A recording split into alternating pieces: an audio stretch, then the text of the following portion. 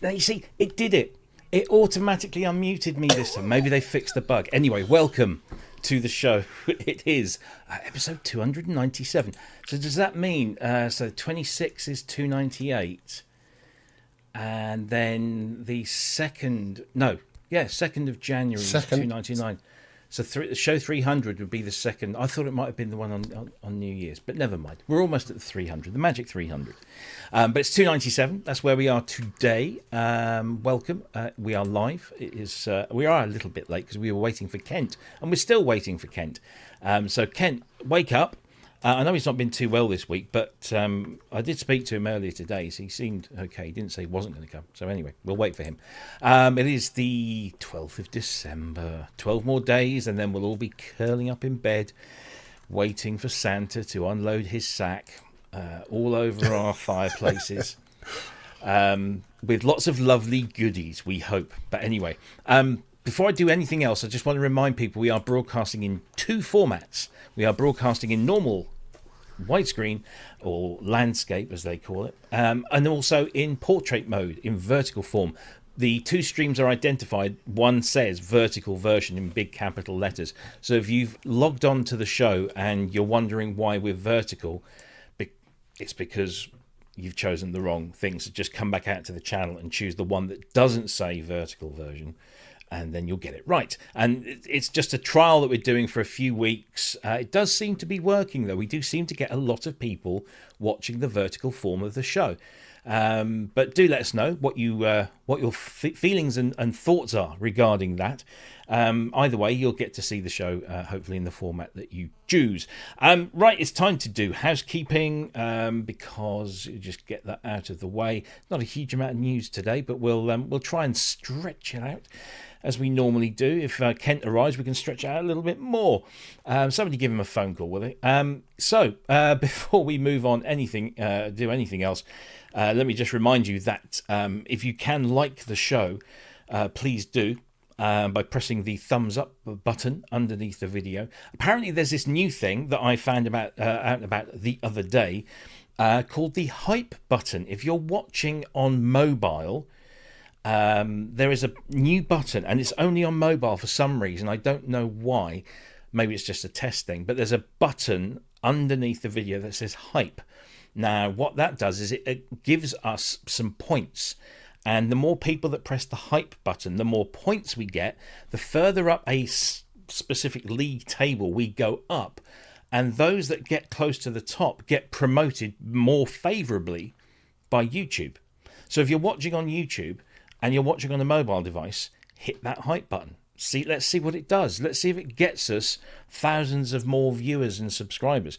If you're not watching on a mobile, maybe you're watching on your laptop or your desktop, I don't know.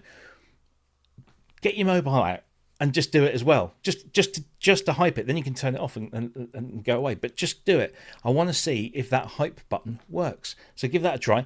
If you want to comment throughout the show, then please do. You can use any of the chat facilities within the platform that you're watching on, whether it's YouTube, Facebook, or Twitch, and we'll see all of those messages come through. So if you want to interact with the show, please do. If you're watching after the event, then of course you can leave your comments underneath the video. I don't think it works on like that way on Twitch. I'm not a massive Twitch expert, but it does work that way on YouTube. So you can leave your comments after the fact, and we always do read every single comment, good ones and bad ones.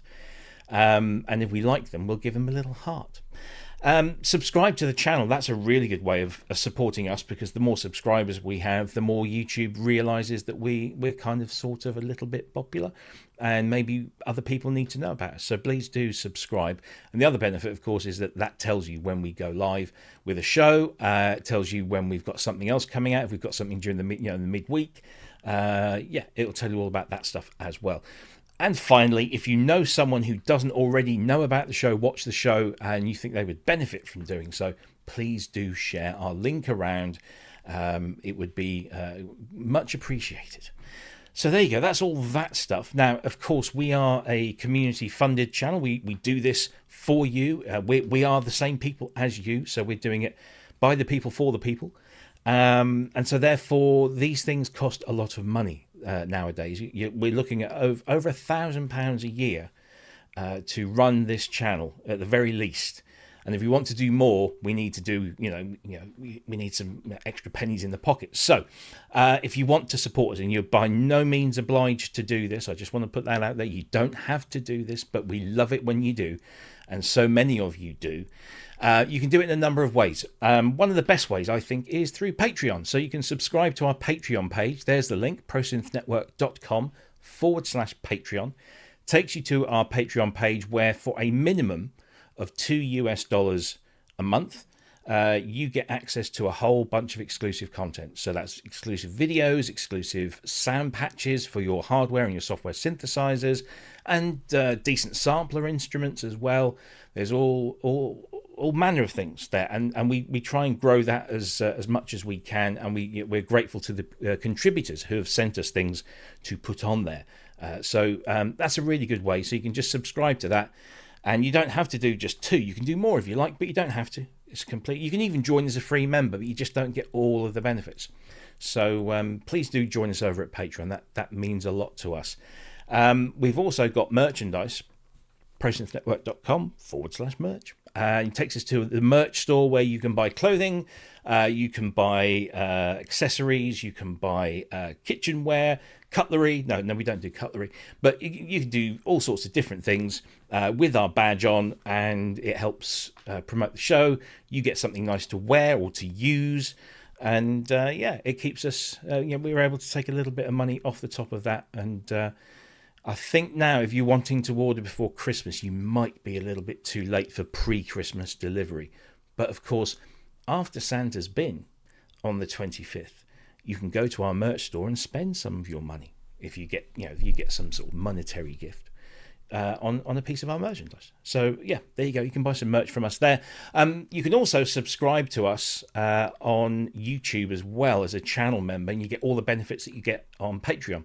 It's $2 a month, but you get all of that free stuff as well on YouTube. I forgot to mention that.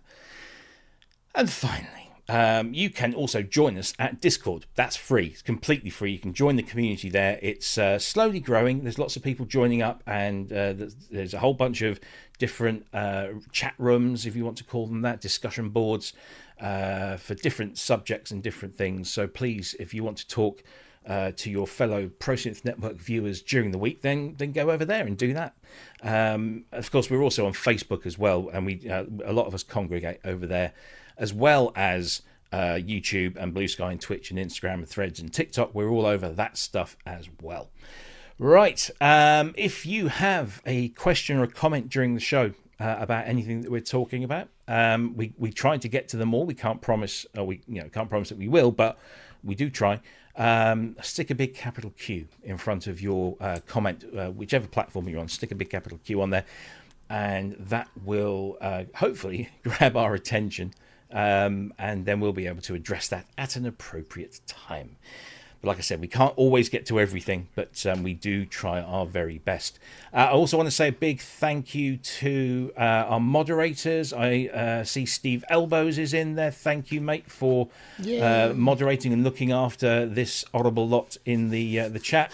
I haven't seen Mr. Brooks or Mr. Synth Addict just lately. I hope they're both well. I know that obviously Andy Synth Addict is over on the west coast of the USA, so it's not always a convenient time for him to do this, because I think it's 11 a.m. over there at the moment, or it's 12 minutes past 11, so if he's busy working, he won't be doing that. But I haven't seen Mr. Brooks just lately, so I hope he's well. If anybody knows, do let us know in the chat, because we miss his input into the show.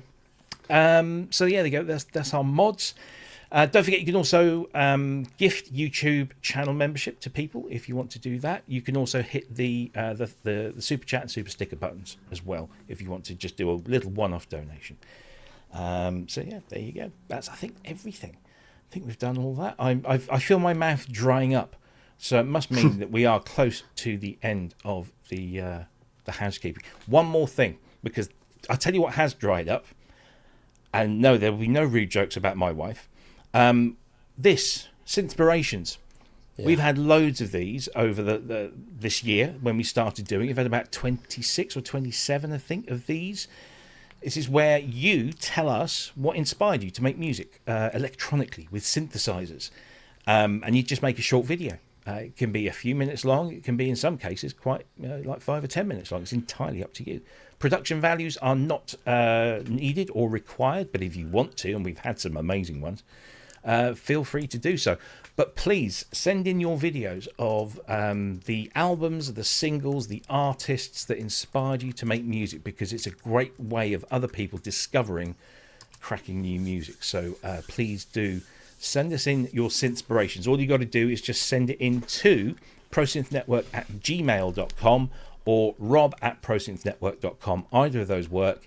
Send the video file using a file transfer service like WeTransfer or Swiss Transfer, either of those, or Box or whatever. Dropbox is another one. Just so long as you don't actually email the whole video file, because most emails won't handle things that size. And send it over, and we will show it on the show, and then we'll also stick it up on our Patreon and YouTube channel member pages for people to watch afterwards. So please do go and create a Synthspirations video. Right, I'm going to take a breather and have a quick drink. Before I do, I just want to say thank you to Mr. Matt Evans for £5 through the super chat, and Mr. Longhurst is always does show number donation. I can't wait till we get to show 1,000. I'm busy that sometime day. off. You'll be dead by then, I think. And what's this? Simon Tucker says no hype here either. He's on Android, Apple. It says mobile. I was reading up about it, and it said YouTube hype button appears on mobile devices. So if you're watching on a mobile, I don't know whether you have to be watching through the YouTube app or on the browser on a mobile. And I don't know whether it differentiates between tablets and phones. I don't know. It just said mobile. But just so you know, I've tried both, and much the same. I tried it earlier on today, and it came up. But then when I hit the button, it says you're not allowed to hype your own content. So I couldn't do that. But yeah, that's understandable. Anyway, the disjointed voice you heard in the background there was, of course, Mr. Andrew Longhurst. Welcome. How are you?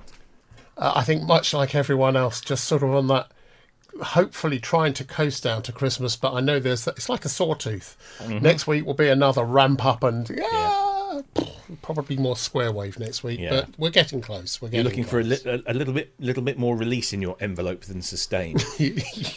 a little more release. Someone commented about an exhaust muffler. for the PSN merch. So yes, I'm looking for a little release. Yes, aren't we all? Aren't we all? Anyway, and joining us, better late than never, is of course Mr. Kent Spong. Hello. You right? No. Okay, fine. Yeah. Care to explain why? We had a storm last night. We did. Yeah. You did. I didn't. Oh, we did. It got very blustery. It's so blustery, in fact, that the gazebo decided to have a crack at one of the wings as well. Oh, Jesus. Oh, shit, no. Did you not learn a lesson from the boot? And obviously not. A couple of bricks that were holding the plastic of the spray booth together got blown in and landed on the bonnet. Oh, Jesus. So both me and Fiona just looked at each other and go, March. Yeah, I don't. You obviously know a lot more about what you're doing than I do, but because it's cold weather, you say you don't tend to use the workshop as much during the colder weather. Guess what we did today? Put everything in the workshop. I put everything in the workshop. That's what. That was going to be my suggestion. And lock the door, and in about 16 weeks' time, we'll open the door again. Yeah. Done. Well done. Well. So. That'll save you a little bit. But other than that... the nice thing, I have been brighter in your room. Enjoying myself with a nice £150,000 Moog 3C. Oh, yes. Oh, really? Yeah. Yeah, 3-cab, twin 960 sequencers, which are obviously bought later because Bob hadn't invented the 960 sequencer in 1969. And holy crap. I think we've only broken 3 windows. No, I mean, I've restored System 55s, and I'm not kidding you, they sound like Genos 2s in comparison to this thing. They are. It's so powerful. It's ridiculous. Is it a different Is it different components, different voltages? What's the? It's basically it's a Aurora kind of sound, and the VCOs are just too bloody loud. They're just too loud. Is that right? such a thing? Well, apparently so. Apparently so. But it's just and you open the filter on the 904, and I said, "You ready?" Fiona's going, "Go on in," and then we went, "Wow!" And everything in the room was going on the shelves and stuff. It's absolutely unreal. Absolutely unreal. The thing is just so powerful. It's unbelievable. I've been in the same room as one of those. Do we dare ask whose it is?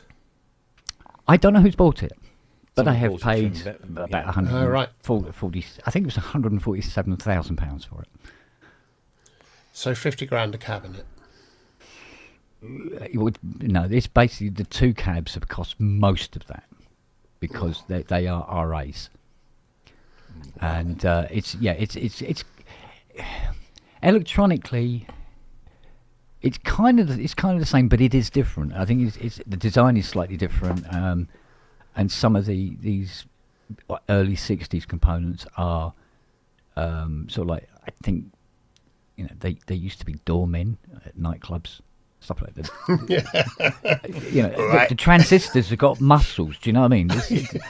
This thing, and it's got two keyboards, so you can play different parts of it separately if you wish, or some of it playing a sequencer or whatever. And I was getting some serious Tangerine Dream shit going on there. Nice. For a while, and Sounds it is almost like. cranky as hell. Is it? It is cranky. It's very, very, very cranky. I mean, it's been 12 years since I restored her, and it's basically sat there going, "Look at me, how pretty I am." And you turn various pots, and it goes, and of course those pots you have to take them out, unsolder the wires, break open, not break, but extract the components of the pot out, clean it, put it all back together again, put it back into the machine, solder up the wires and everything, and put the screw on, put the knob back on, in the right place, obviously, for about 70, 80 different pots. So it's going to be an interesting weekend. Wow. Yeah. That's the very synth, isn't it, that George Harrison had, that he bought. Not exactly the one not the one you've got, but it's the same, the Model C. And I just remember this. I've tried to copy just the sort of the bottom end of those sounds on Abbey Road. You can't get it. You can get close, sort of, but it's not the same. Well, you see, the difference between the original RA Mini Moog and the iterations thereof afterwards, like the Musonics and then the Ink, and they're very thin and tame in comparison to the RAs, which is why the RAs Minis will cost 3-4 times as much as a Musonics one will, for instance.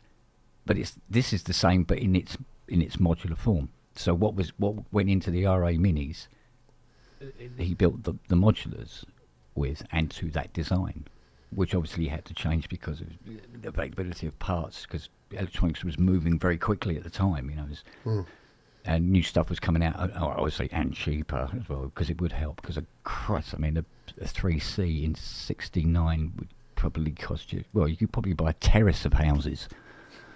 You could probably live in it, is that big? Yeah. Well, yeah, it is. It's a house in its own right.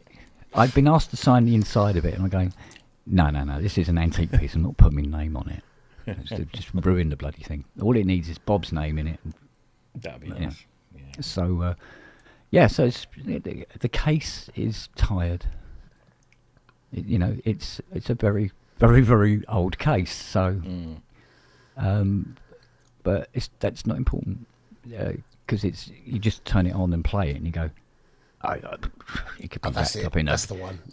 Yeah, it could be wrapped up in a slug blanket. It wouldn't make any difference. This is which is gorgeous. Sorry, I'm stealing your show here, but No, not I at all. will shut up now. No. There's not a lot of news. So Oh, isn't there? This is all good. Well, anyway, the sound of this thing, right? Sorry, no. No, that's lovely. I just wish that we'd come over this weekend, not last weekend, because I would have liked to have seen and experienced that. But of course, again, completely out of the blue. Yeah. You know, car pulls up. Got to get it done by Tuesday. Jeez. Yeah, it's rather you than me. Anyway, cool. Good to see you all. People are asking, there was a Doomonger in the chat saying, where's Scott McAuley tonight? Scott is cooking his books. Apparently, no, he's doing his accountancy. He's got Jimmy for Carr's the accountant. year end, which I did this week myself. So, yeah, he's taken the night off, and Jason can't make it this week either. So, hi to you guys, and they'll hopefully be back sometime in or around Christmas and New Year. Thank you also to Mickey C. Yeah. Mikey C. I don't know. 20 Swedish krona. I have no idea what that equates to, but it's very generous, and thank you very much indeed. About 8 pence, I think, isn't it? £15,000, I'm guessing. Yeah, is Scott cooking his book, you know, in batter, obviously? Oh, yeah, Scottish is deep fried. Yeah. Of course, yeah, absolutely.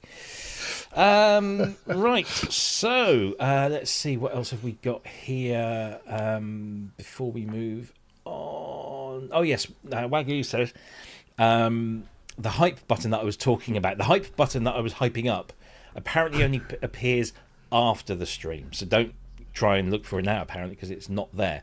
But if you feel that way inclined after the show to go and view us on your mobile device and then press the hype button, maybe that will also account for why Simon couldn't find it earlier on. So go back and visit the stream afterwards and press that hype button and see. Let's see if we can get it to do something noticeable. That would be interesting. And if you see it on the pub, don't push it. We don't want anybody else to know about it, all right? This is our thing, yeah? Apparently there was a storm down in the southwest, and our Synth Southwest banner took off and is probably on its way to France. Yay! That's free publicity as far as I'm There concerned. should be some Mustang parts attached to that as International well, marketing. so let me know. Yeah, cool stuff. Anyway, hello Peter, by the way, our fellow live PSN member who you'll see at PSN shows. Of course, we're appearing at Synth East in Norwich in February, so you'll come and see us both there.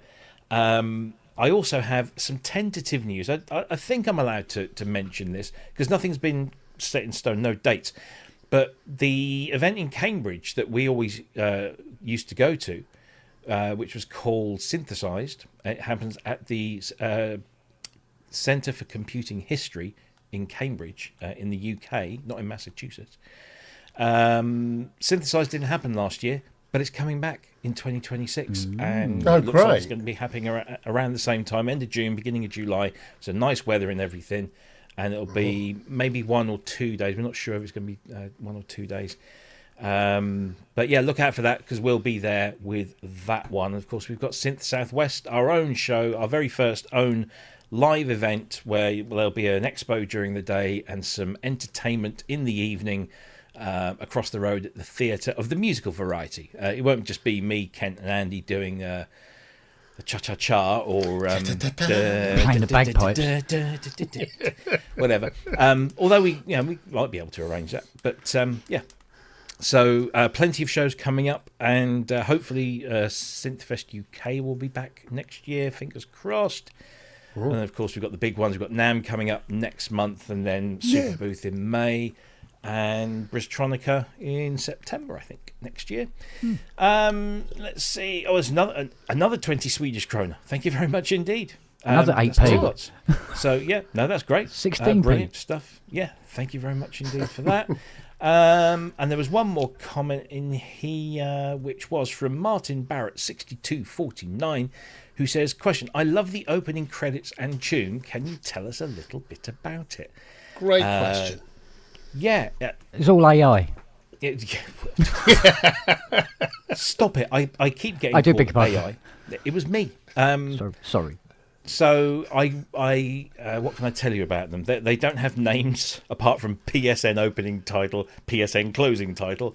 But I did them on mostly GeForce Software's OBE, which is an epic plug-in Oh, she's a synthesizer. big girl, that one. Yeah. Beautiful, beautiful thing. And in fact, the kind of the riff in the opening titles is like a sequenced patch in there. Listen, not a lot of thought went into this. It was like kind of one finger, ding, ding, ding, ding, ding, ding, ding. Oh, that sounds good. I'll put some drums to that, and maybe a bass line, and there you go. Bob's your uncle, and there's the opening titles. And then the closing titles, again, OBE, but that was just me. I was playing around with one of the opening patches, and I can't remember what it's called. I think it might be something that refers to the Blue Nile. And it was just me doing chords. And Is it called the Blue Nile? It's called something like, yeah. It's called the Blue Nile, I believe. It might just the opening might just patch, be the isn't Blue it? Nile. Yeah. And I was just like, oh, this is lush. And so I was just playing these chords, and I just happened to record it, and then I came to do to put some music on there. And I thought, oh, that's nice. That's kind of gentle and sees you out at the end of the evening. So that's all they are. Maybe I should do full-length versions of them and release them as a hit single. That would be a good thing to do. It'd Well, be a Christmas single number anyway. one in Latvia or something. Kazakhstan. Yeah, indeed. Oh, by the way, I've just remembered Jason. I was going to show Jason. I was going to whip my big red knob out for Jason tonight. Ooh.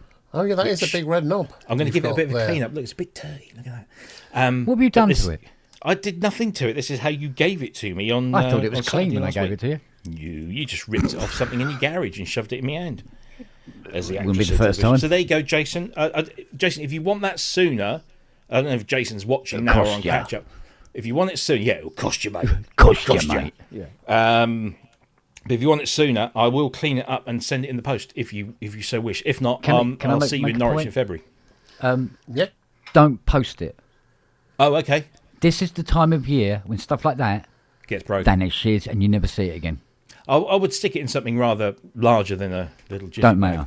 No, No. all registered post stuff from Ty, for instance, to me for my birthday. Nothing. Well, same here. Yeah, I'll send you Vanished. a card Oh, yours arrived a day late day late. after doing all the extra. after paying extra. No, we've Did you, had get, synthesizers. did you get the gold disappear. bars? Did you No. get the gold bars No. I sent? No, honestly, we've had synthesizers vanish. We don't ship in December. No, that's a fair point. All right, Jason. I won't send it to you. Simple as that. I got a bit upset because I got my new Pink Floyd Blu-ray today, and Amazon said it was out for shipping, no, they said it'd been dispatched, but they hadn't actually said it was out for delivery. And then all of a sudden, I got a message on my Alexa about 6 o'clock this evening, saying you have a package arriving. And then like 2 minutes later, there's a knock at the door, and it's the guy. So I have my Pink Floyd to listen to this weekend. What I didn't mention when we were talking about merchandise was, look what I've got here, albeit still in its wrapping. Hey, Hey, look at that! It's a ProSynth network. remember to take that illuminated protective film off. I know. I don't want to do that because I've got a whole. Well, I've got a sack full. I've got about half a dozen here. We've already sold one to Matt, but they exist, and look, they exist outside of Kent's house. So they are illuminated. Good God! Look at that. Oh, incidentally, Fiona started set up to make some more circuit boards for them. Okay. And she was supposed to be doing that most of this week. But So she sent the files are stored on the machine anyway. But she fired up the machine and it went clunk, machine locked. Right. She's been on to McAuley all week, and you're not going to believe it. This will sound familiar, Robbie. Go on. The flash card is corrupt. Oh, really? You're joking. Yeah. Something about flashcards. And you have to take the machine apart to get to the flash card. Oh, wonderful. Jeez. So I've had that apart, got the flash card out, and they've sent a new image to put on said flash card. But I told her to order another flash card anyway, just in case. So it was supposed to be making them this week, and that's all been. So these could be more limited edition than we first thought. Well, no, because we got to get the bloody thing working again. It cost $5,000 for Christmas. Well, yeah, quite. Yeah, so but there will be He was more. asking, where do you buy one? You will be able to buy these on the merch store. We have to set things up a little bit differently, and I was going to try and do it this week, but I'll probably get to do it in the next week or so. So It'll be an interesting test, won't it? Yes. To see how you add stuff to the merch store. There is an option for self-dispatching merchandise, so that's what we're going to use that. You can look there. It's not there yet, but it will be there at some point in the very near future, and there'll be an announcement when that happens. But yeah, that's where you'll be able to buy them. If we have any left over, we'll bring them to one of the shows in Southwest. Icing the Body Electric wants to know, can I also tell him about the other version? Oh, the other version of the so I did another version which is a bit more up tempo, and it was kind of a Pet Shop Boys kind of vibe, I think. Oh, okay. And I think I might have played it at some point online, and Icing has definitely got to be in their bonnet about it and wants me to finish it, which I ought to, but the thing is I get distracted and I go and start other things. So yeah, I will at some point maybe do that, and we'll have that as an alternative. Did you think any more about my suggestion? I was just about to say that you'd had this suggestion, and yeah, Kent's suggestion was that maybe we have some kind of not competition or contest, but just to encourage people to make music, is to maybe create their own closing titles to the show, and we'll play them as and when we get them. The only problem is I have to then completely re-edit the titles and put the music in there as well. But get AI to do it. Whatever. Yeah, quite.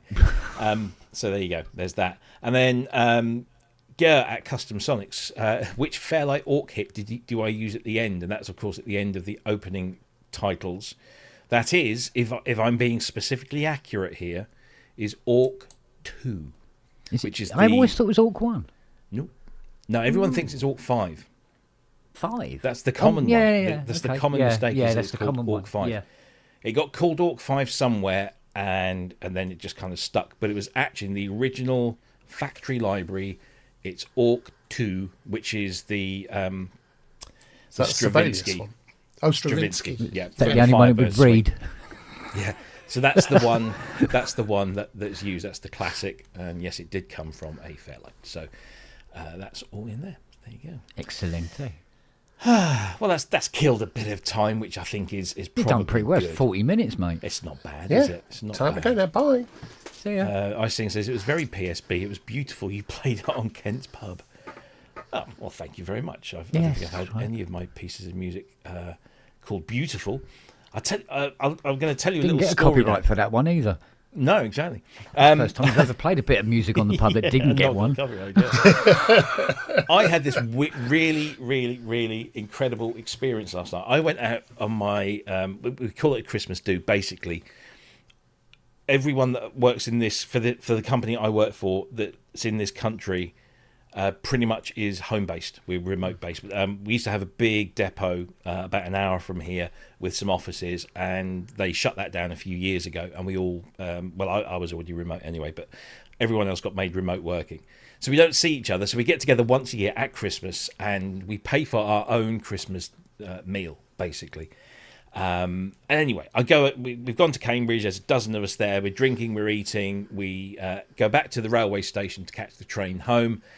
And as I'm walking to get on my train, which is very shortly leaving, I hear a voice behind me go, Robbie Puricelli. And I was like, I'd had a few. I was in my head. And he says, hi, Robbie, how are you? And I'm like, who said that? And there's these two railway workers in their, resplendent in their maroon and grey uniforms, that is the colours around it. Yeah. And one of them's looking directly at me and smiling. And I'm like, I don't know.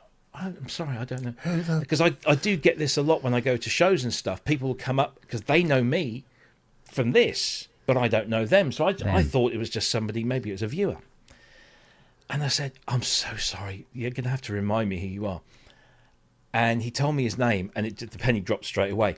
I've not Your seen ex-wife. my ex-wife. Yeah, my ex-wife is he's now a geezer. Hello, Robbie. Stephen. I used to go to school with Stephen. And the last time I saw him was probably December 1982.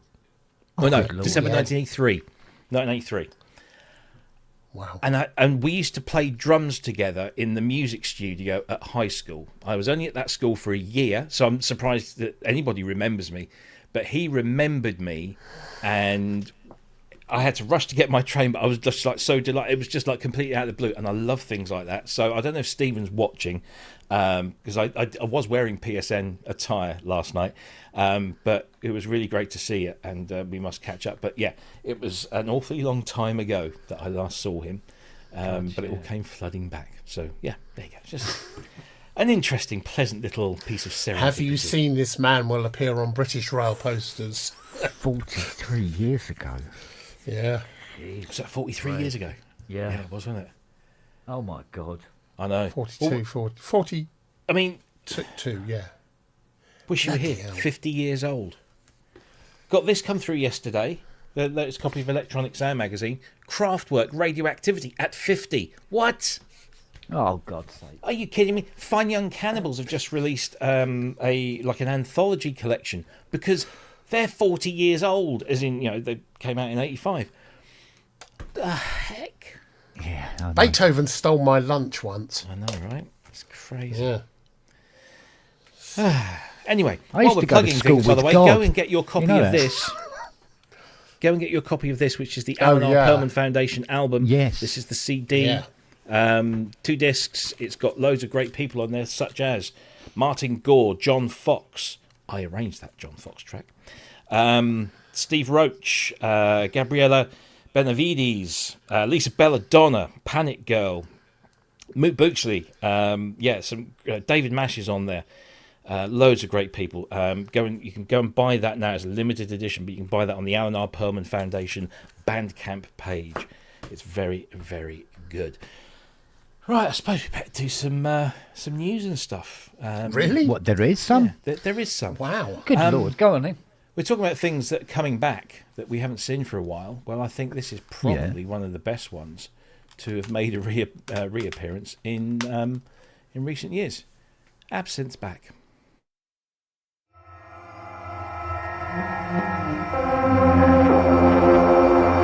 Some synths give you what you expect. Predictable, ordinary. But some are designed differently.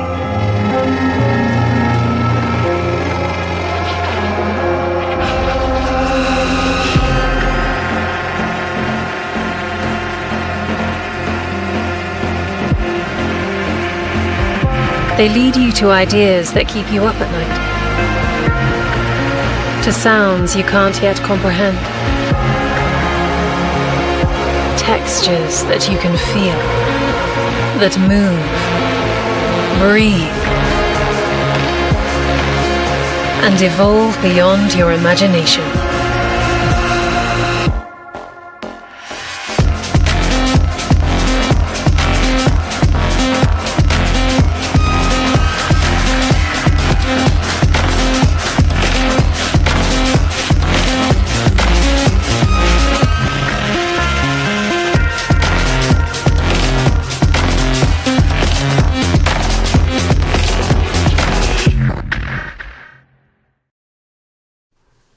See, it's unmuting itself again, so I'm not going to have that accusation levelled at me any longer. Absinthe 6 is back, and this, I think it caught a lot of people by surprise. They didn't think that this would happen. Native Instruments cancelled Absinthe 5, as it was back then, 3 years ago, just over 3 years ago, in fact. And it... oh dear. Sorry, I've got to put this up here. Oh, you put it up and then I took it down. You know why they killed this product? Because it needed to take a leave of absinthe. Oh, What do we think? Drums, trumpet, or crickets? I think it should be take a drink Yeah. when you think about it. haven't got one of those. I'll give you time. Absinthe. You can have one of those. You can have, Go you on can have then. a dub siren. Yeah, there you go. Thank you, Al. That clean the pipes. So absinthe has been around for. I mean, I've got another story about this that kind of dates me and it. It's been around for, I think it's almost 20 years ago. I think absinthe. It was, or something like this. It's crazy old. 2002, 3. Something. It was Something around like about that time. Yeah, it's a good yeah. 20 odd years old. Wow. And it works up to version 5, and then it stayed at version 5 for a long while, and it just kind of like got to the point where everyone was thinking, this is not good. And then Native Instruments just over 3 years ago said, we're pulling the plug. Much to many people's dismay, they were hoping, I think secretly, that it would get an update. Such was the uproar, I imagine, that Native Instruments thought, maybe we're missing a trick here. And so, in conjunction with the original designer, Brian Clevenger, they brought Absinthe back, and it's now at version 6. It is an incredible instrument. I was very lucky to be a tester for this, and that's a bit of a stretch because I don't think I could get my head around it the last time I used it. But I have to say the interface on this is, in my opinion, nicer and better and easier, although it's still a very complex, powerful instrument. It is just, I mean, it's one of those instruments you can't really pigeonhole because it just does something that nothing else really quite does. And Brian's vision for Absinthe is still fully intact. As you can see here, it's 179 pounds. I believe it's 199 euros and dollars. But you can update from previous versions for just 89 pounds or 99 euros stroke dollars. So they are recognising there's a big user base already out there that will want to upgrade. The interface is delightfully kind of pretty much straightforward, but they've got this new, as you can see here, this new kind of browser explorer where sounds of kind of similar styles are kind of next to each other, and you can move through them. It's a lot of fun to move around through all of those presets. Talking of the presets, Absinthe 1 through 4 presets are all in here. You can import your Absinthe 5 preset. I think you can also import your 4 presets, 4 and 5. But 1 to 3 are kind of just like built in. And then, of course, you've got all the new ones, including presets from Brian Eno and others. Wow, no less. yeah. Some really amazing sounds in here. I mean, there's just we could go into huge amounts of detail. I won't for 2 reasons. One, there's a lot of it, and 2, I don't fully understand all of it, to be completely honest. Polyphonic aftertouch and MPE built in from the ground up. So this is, I've been playing this with the Osmos, and it's incredible. You just switch that MPE on, and it's, whoa, this is amazing. Subtractive synthesis, FM, wavetable, granular sampling, wave morphing. Yeah, I mean, it's just a massive, and that's no pun there, just a massive, brilliant instrument. Of course, NKS built in as well. It's a brilliant thing. I was playing through the presets a couple of months ago, just going through one by one, and then I heard one, and I thought, I recognised that. That sounds like something I wrote. And you know, when you hear something, you think, I wrote that. I'm sure I wrote that. So I was playing it, and then going through my catalogue of compositions, and found the composition. But it was in an old format, and all I'd got that was playable was a WAV file. So I played the WAV file, and sure enough, there was that patch that I was playing on the brand new version of Absinthe. But the patch on Absinthe was playing faster than the one. So what's going on here? This is a little bit weird. And for some reason, thankfully, I had recorded that piece of music I wrote with that patch as a screenshot, as a screen grab of Ableton Live that I was using at the time. And lo and behold, that sound was from Absinthe 4. And then I remembered I had Absinthe 4. And I'd never bothered upgrading it. I think I just got very confused with it. But I found that one patch and wrote a whole piece of music around that patch. So all the memories come flooding back there. It's a very nostalgic show tonight. But yeah, that's what it is. And this is just incredible. I've had so much fun. This great video. This video here with Brian going through his new creation is well worth a watch. As you can see there's some pretty impressive people behind some of the factory presets. Of course, you've got Brian Eno on the left, Richard Devine on the right, and Caitlin Aurelia Smith in the middle. It's just great. And you can try it free as well. So, I don't know. Ken, did you ever use Absinthe? Was that ever in your toolkit at all? Yeah, of course. Yeah, Absolutely. Of course. Yeah. Well, it wasn't sample-based, so I didn't know. Yeah. No. I'm not adverse to sample base as long as it isn't in the box. Mm-hmm. No, I've used absinthe quite extensively, actually. In fact, The instrument or the drink? Both. I wonder what it'd be like to use absinthe after drinking some absinthe. Oh, don't honestly. Because when the plants start talking to you, mate, it's really unsettling. The internet will break. Yeah. So no, it's always been a lovely synth. I used to use it in conjunction with my Korg Oasis a lot. The two of them were very complementary to each other. And I mean, damn it, that's something else I've got to buy tonight. Well, if you've still got a license code on your NI account, you can upgrade. Yeah, almost certainly. Let's just hope that Native Access can actually download it.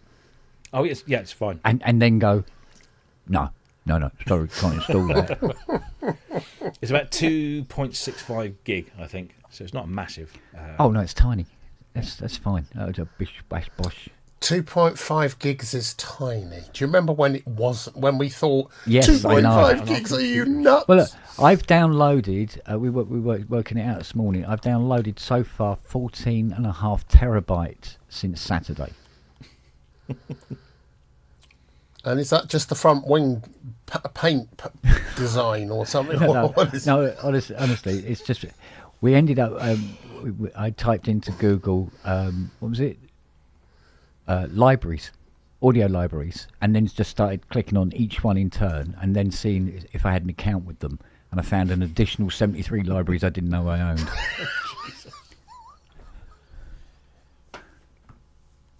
And some of them big quiet ones. I'm just delighted that your computer is still working after Matt came and flushed it out, literally. Yeah, well done, Mike. Matt. He just poured Domestos all over it and just set fire to it. Yes. It seems to have done the trick, though. Yeah, no, it does.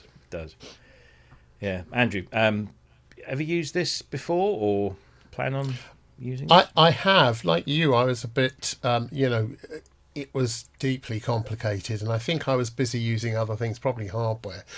But I'll tell you what I love about this. Do you remember just a few weeks ago we reviewed the latest version of Omnisphere? Yes. And it had a feature which was you could morph between, you could take a sound and press morph and it would generate a new sound based on that and whatever. Yeah. This does that, but on steroids. And this whole preset browsing thing is actually quite astonishing. And here's why. One of the problems we've got with all the synths that are coming out is they're getting more and more complex. And this was already something which we kind of looked at. I know a lot of us looked at and went, I don't know. Yeah. That's my hair. And I think what's brilliant about this is this allows you to explore and find all those different sounds without knowing, using the morph thing to create with all the different parameters. Do look at the video, by the way, that Robbie suggested. And it will create all these new versions of things. And then you can save those and you can go in and look at all the stuff. You still have the really deep dive thing, but as is always the case with these things, if you can hear the sound and see what's being done, you learn it really fast, and you can do your own little bits of sound design just using the knobs at the bottom. Well, those macros at the bottom are one of my favourite things, because it does. Yeah. If you're not really ready to deep dive into it, there's just 8, I think, of those buttons that you can just mess around with. And next to that is an MPE button, and you click that on and you start playing on some of the MPE stuff, and some of the motions, say, for example, on the Osmos, are already mapped to some of those macros, and so it just it's brilliant. Really, and I think that's why this is such a good synth, because there's lots out there, and this is more complex than quite a number of them, I think, in lots of ways. But the fact that you can browse through it makes it really user friendly. And one of the biggest issues we all have is we've got lots and lots of plugins, but how do we find the sound we want? This is one of the best interfaces for browsing sounds I've ever seen. I think it's a really, really clever thing. It's great that I just think it's great that Native Instruments have had the foresight, and I guess somebody somewhere had to. I don't know if the person that made the decision or persons that made the decision to nix this back in 22, whether they're still with the company or not, and whether they actually said, do you know what, we made a mistake, and we hold our hands up, let's bring it back, but let's bring it back better than it was before, and let's include Brian in the whole process as well. It just feels completely natural for them to have done this, or whether maybe that was the plan all along. I'm not sure if they did make a mistake. I mean, I think what's interesting, I think Steve Elbows mentioned this in the chat as well. I think they've completely rewritten the code, and it does have a bunch of new features. Especially the whole, the whole ambient binaural whatever thing as well going on.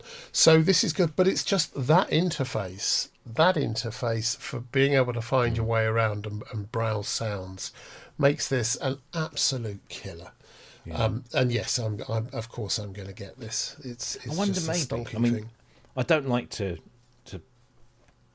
hypothesize, I think is the word I'm looking for. But maybe they deliberately killed it off 3 years ago because they wanted to bring it bang up to date. And maybe Brian says, like, well, if you want me to do that, it's going to take 3 years. Or it's going to take a long while. And I don't want to do anything half-assed, so maybe let's kill it off temporarily. I can go off and come up with something new, and then here it is. I don't know. I maybe just make. I think in the video he mentions he's only been working on it for a year, but okay. But this time round there was a whole team, because remember when he started it was this time there was a whole team. But maybe that's right. Maybe they did something clever, which has made us all miss it, and by missing a generation, as it were, by making it disappear, now it's come back with all going, ooh, look at that, realizing just how brilliant it is. No, it's definitely good to have it back, and I get it more now. I remember when I had version 4, it was like, I don't understand this, I'm just going to flick through the presets, and I found a few that I liked, and that was that, and I never went beyond. Now, I mean, I tell you, when they sent this to me, the first thing I was trying it out on was things like the Polybrute 12 with the MPE on that, and the Hydrasynth as well. And then, of course, when the Osmos rocked up the other week, I was like straight in there, and that's when it really comes into its own with that as well. So, it's been a lot of fun playing with that. So, Native Instruments have brought back Absynth 6. It's available now to download. There is a free trial.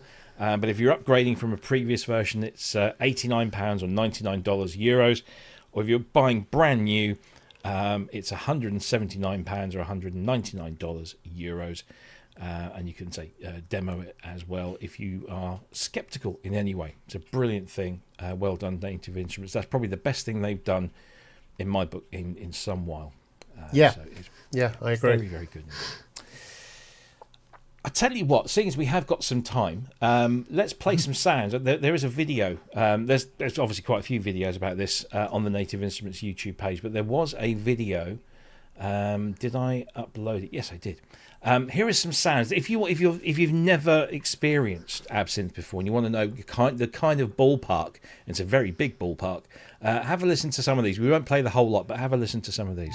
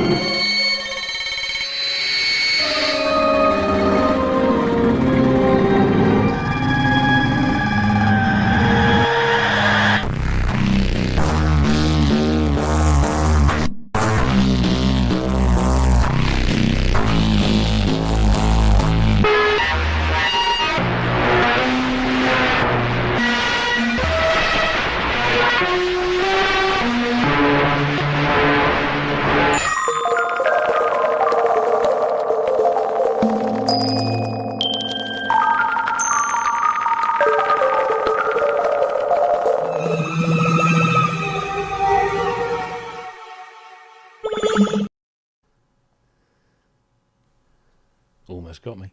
Almost. Incredible. I mean, the variety of stuff.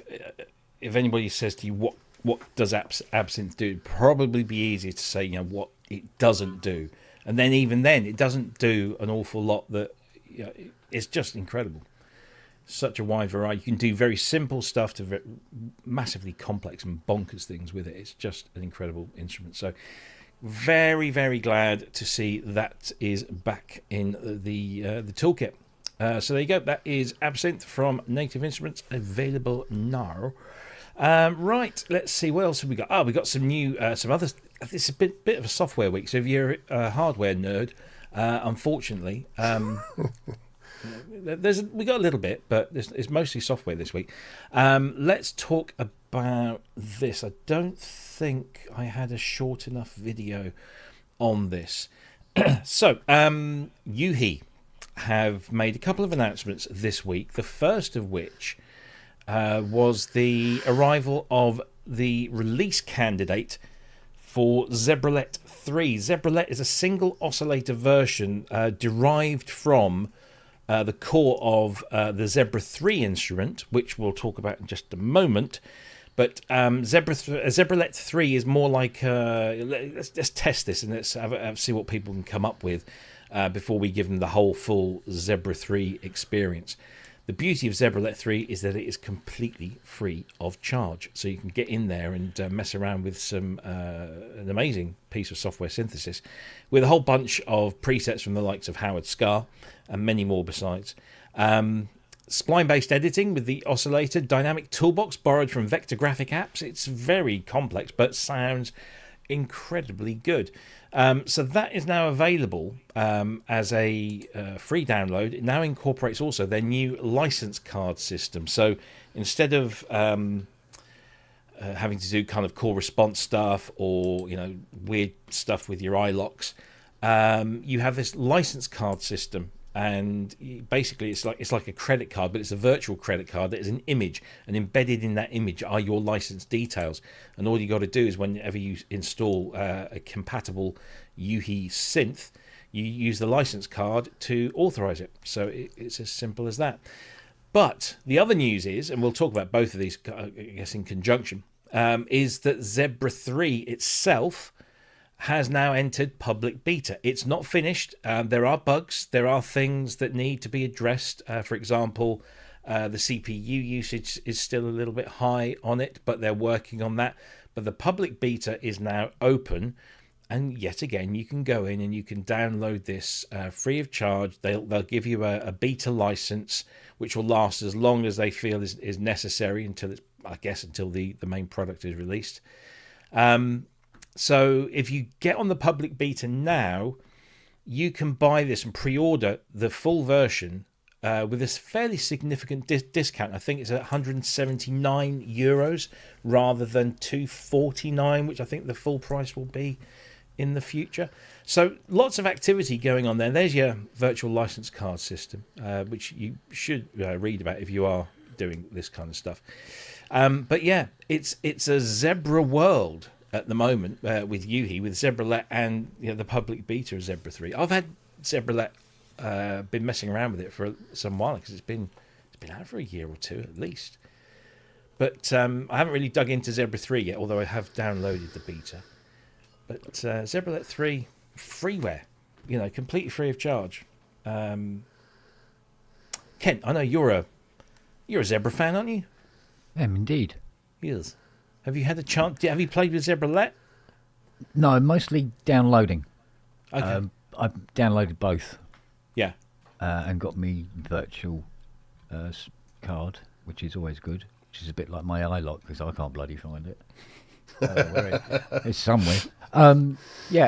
So good things. Good things. I must admit, I'm a bit pedantic when it comes to Zebra. I tend to only use the Howard Scard presets. They are very good. Yeah, well, you see, how he speaks to me. Do you know what I mean? His sounds, I go, yeah, I want to use those sounds. Knowing you both, I can understand that. Yeah, I love his sounds. I love what he does with them. So, yeah, it goes along with the rest of it, because I've got Dark Zebra, and I've got this, that, and Zebra this, and Zebra that. It's a whole menagerie, isn't it? It is a plethora. It is, yeah. Nice word for a Friday, isn't it? Plethora of Zebra products. So, and Repro, isn't it? Repro, well. yeah. And all that. So, yeah, I've always been a user of them. Love them. Beautiful instruments. I had the privilege of watching Howie program a patch on Zebralet. Was it last year at Super Booth in their tent? Year before. Did he have the cane and the pointed hat on when he was doing it as well? Yeah, and his wizard's outfit. Yeah. No, it was great. It was great watching him show, and that it wasn't a pre-planned thing. It wasn't like he said, "I'm going to do this." He was just saying, "What if I do that? Let's see what." And sometimes it would go a little bit wrong, and he would just carry it and do it, and it is a great thing to watch. They won't be at NAMM this year. I've been told, or Harry told me the other day. They're not going to be at NAMM, but they will be at Super Booth. And hopefully, you never know, the Zebra 3 might be finished by May of that year.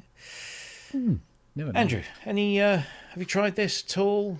Yeah, I downloaded it this afternoon. I downloaded it and ran it up through Cubase, and despite all the preparation for it going bang and crackling and doing all the things that you expect this kind of beta to do, do you know what? It performed pretty much flawlessly. There's a very long list of known issues if you go to the download page.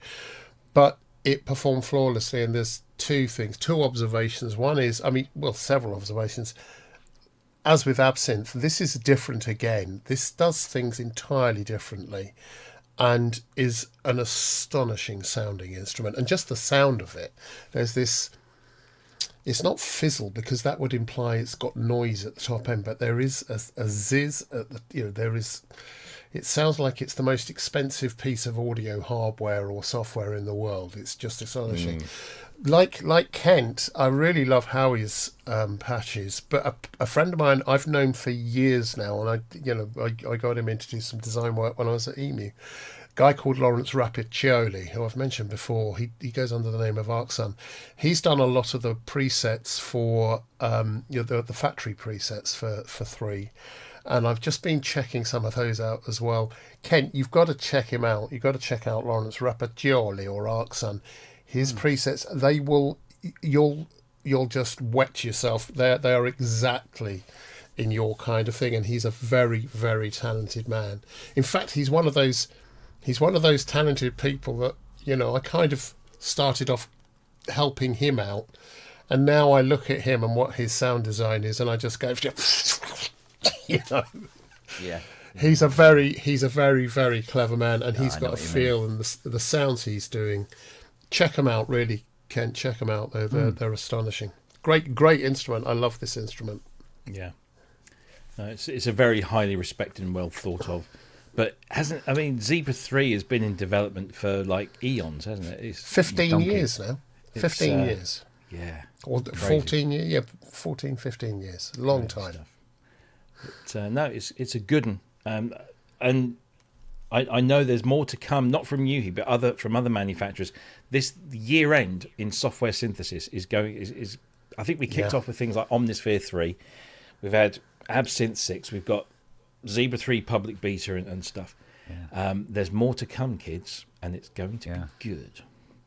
Yeah. But more on that at the appropriate time. So there you go. Yuhi, I think, thank you, Steve, for posting the link in the chat. I suppose I ought to use the newfangled Whatsits. That's it here. So Yuhi, there we go.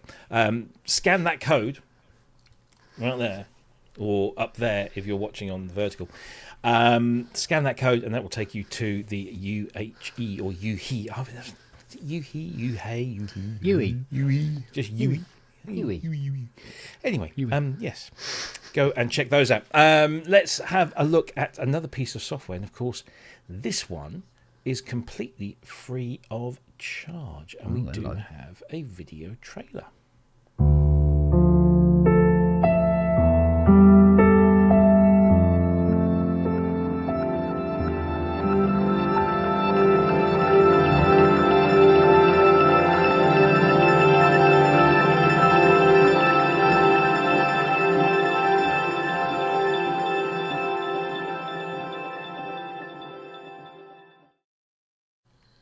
It's a short one, but this is Soul. This is from the team at Dawson, who have been making some rather cool software instruments of late. I don't know why this is... Here we go. So, Dawson.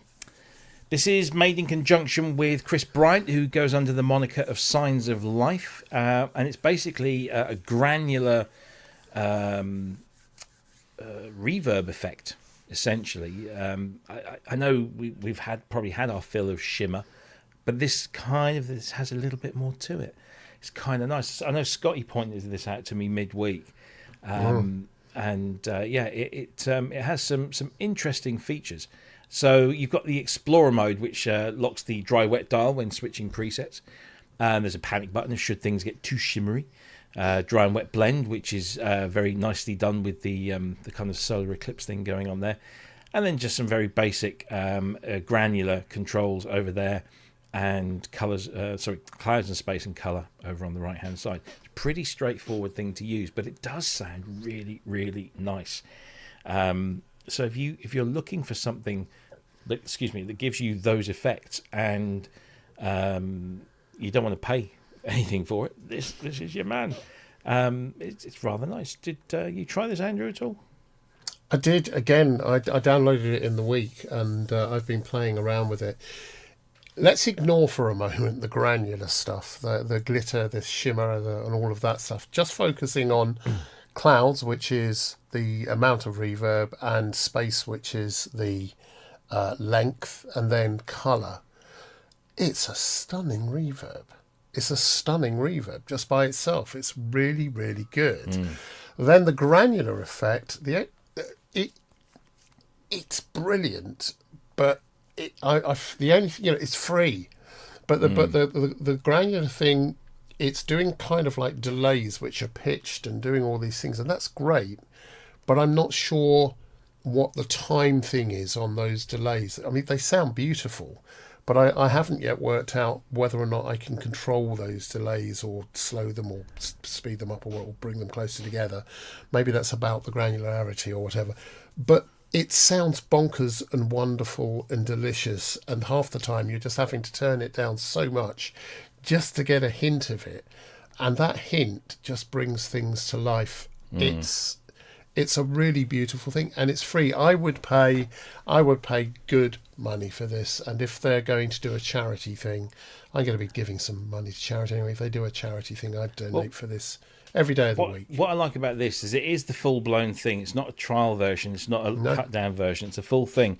And there is no sign-up. You know, a lot of the time, the cost is your email address in exchange for you going on their mailing list. Nothing like that at all here. You just download it and you install it, and boom, done.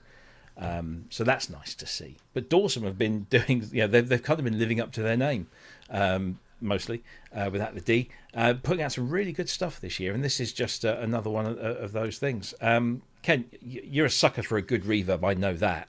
Oh, yeah, baby. Yeah. Have you been able to try this, or does this appeal?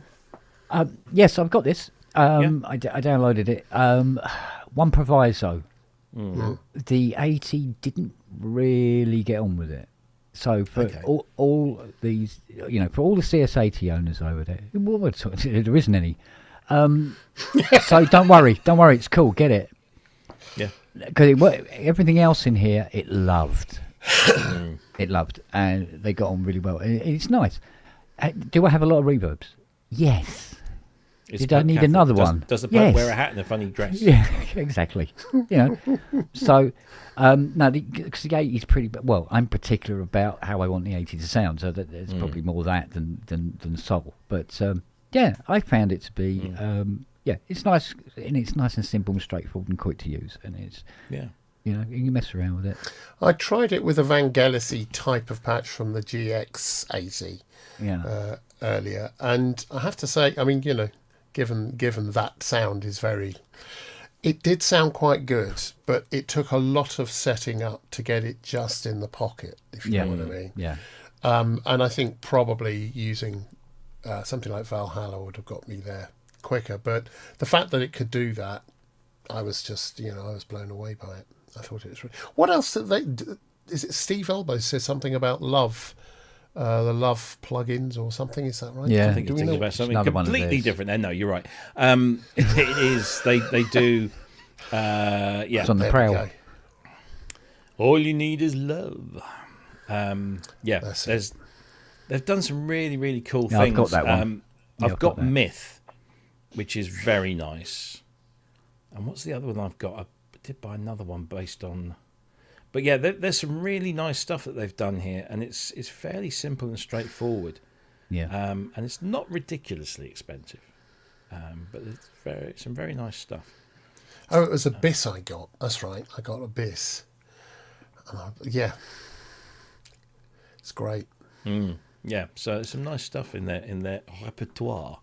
But yeah, I just thought that Soul was just a cracking little nice freebie at the end of the year, which is all nice, very nice. Yeah, Contrast is this.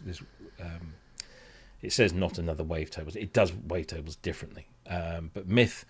I liked Myth because it was this resynthesis stuff, and I do have a little soft spot for resynthesis. So that was quite a nice thing. Yeah. But they're doing some really good work, so it's nice to see them carrying that on. And of course, as Steve says, as he always does, when things do this, their synth support MPE, which is very good.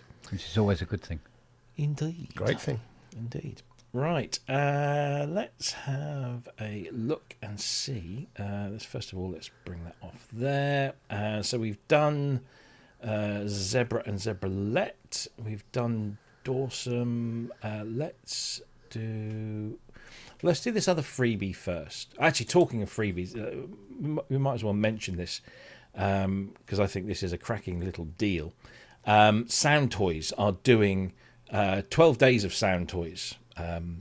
Now, unfortunately, if you haven't been collecting these since December the 8th, you won't be able to get the first two that were released on the 8th and the 10th. But the third one, they're giving away 6 of their plugins every other day from the 8th to the 19th.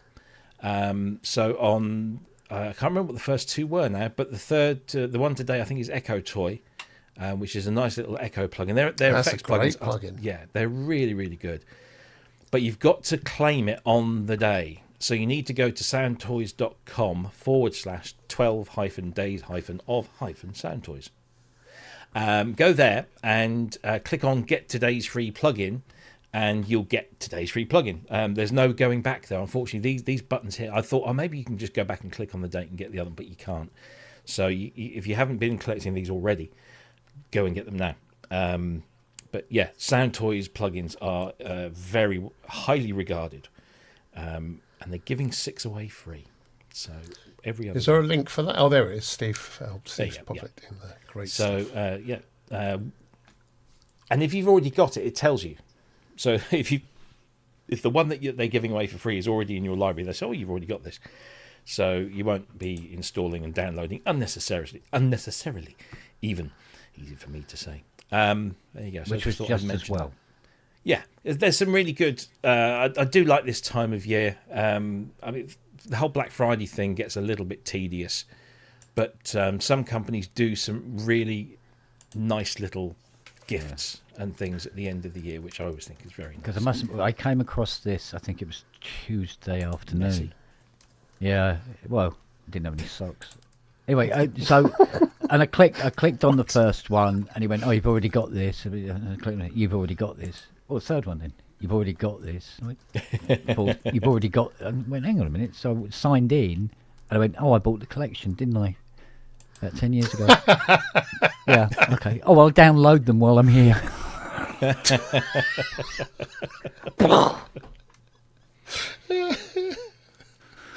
Oh, dear. I thought, free. Now I've already bought them. Yeah. Well, I've only come across one at the moment, one of the Sound Toys ones that I've already got. Yeah. So, yeah, I've had a couple. Yeah, little was it Radiator today? I thought that was Radiator I thought it was- today, yeah. I thought was it Echo? I thought it was Echo Toy today. Let's have a look. Let me just try. Oh, it is Radiator. I hush my mouth. Yeah. Hush your mouth. Maybe Echo Toy was the one yesterday. Anyway, give it a go. But you've got to do it on the day. So today is Little Radiator. The next one will be on Sunday. So just keep that tab open in your browser. No, I've already got it. Okay. Right. Talking of freebies, we have talking about another freebie. Go on then. Yeah. Maybe it's something I haven't got. And then we'll talk about some hardware. Let's see. Let me get the right page up here because. So, two things came out. One's free, one's not. But you don't need one to use the other, if you know what I mean. So the first free thing is this from Gulf Coast Synthesis, or GCS for short. This is a thing that is called the Strum Plate. Oh, God. And it's a very simple plugin, which, of course, has at the bottom there a strum plate. And all you got to do is, this is a MIDI effects plugin. So you just load it into however you load your MIDI effects plugin. So, for example, in Logic, there's a separate slot for them. In stuff like Pro Tools, I think you just load it above the instrument you then want it to control. And then you can basically strum across that plate, a bit like omnichord is the word I was looking for. And you can strum that with your mouse. I believe you can also allocate it to other controllers, so you can just strum through using maybe your mod wheel or something. But you can strum through, and you don't have to have. You can use this with any plugin. So anything that you think might benefit from strumming, you can use this with. And I do believe somewhere I might have a video.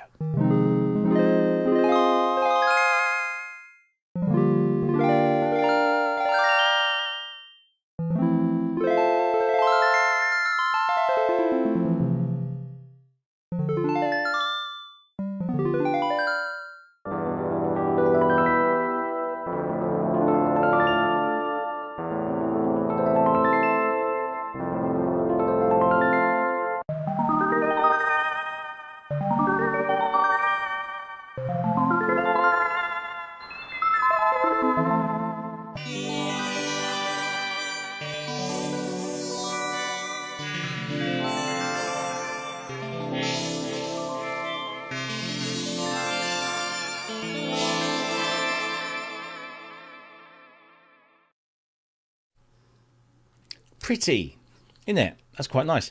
So that's Strum Plate, but the other thing they've released, which you have to pay for, is the instrument that you saw there on the screen, which is this thing, the GCS Spectral Synthesizer. It's $69. You can download a 10-day free trial, and it's an interesting plugin because you basically draw your sounds on the screen. There's a load of presets if you want to start messing around with them. But you basically draw your sounds onto the screen. I can't remember if I actually... here we go. I've got a video for that as well.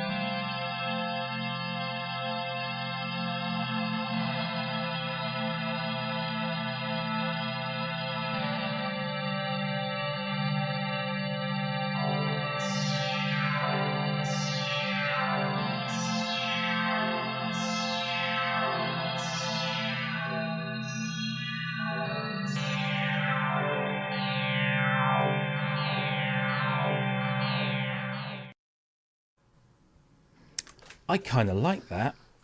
I don't know about you. I thought I'd just let that play because it's rather pretty. And I've been playing with it. I managed to get a copy. And maybe, as Matt says in the chat, which I thought was rather funny, is this like a Temu Fairlight? Yeah, it kind of Except is. this turns up. Yeah, because this turns up and it doesn't break. Yeah. But it doesn't cost. The thing about this, I can see the advantage of having this particular function all in one little box going on. But this is basically note editor in a DAW. You can do this. I can do this in Cubase. I can draw the things on because I've got the Slate Raven, but you can literally do that. Yes, but this is. But obviously there's the synthesizer element in there. I understand that. But I mean, I found it mean, useful for like if you're going to do a harp glissando, and you select the harp instrument, hit record and everything, and boing, and it does it for you. You know, it's good. But I can do that in Cubase anyway. But I get it. Yeah. But it is literally like a MIDI note editor, self-contained. I was wondering why this reminded me of something, and then I suddenly remembered Harmonia. Oh yes, that which does a very similar thing. It's kind of interesting, but I'm not sure what I'd use it for. This particular one. I mean, it looks. I do like the being able to draw the different partials on screen. I like that. Yeah. Which is it's a bit sort of super duper Fairlighty in that you can draw away. With that you were drawing a waveform. With this you're just drawing each of the partials where you want them. So it's kind of organ-like in a way, as it were. But you've got to tack over, you've got to control over ADSR. Yeah. There's something about the sound though that I'm not sure if I do love or not. I can't quite work out yet, but I'm going to try it. Love to hear what you think of it when you get it, Robbie. This is an interesting element. You can actually drag and drop your own images, and they will form your spectral patterns for you. Now, this is something that Falcon already does and has done for a while, but I thought this was quite interesting. So you just drag your image on. And now you're playing somebody's eyeball.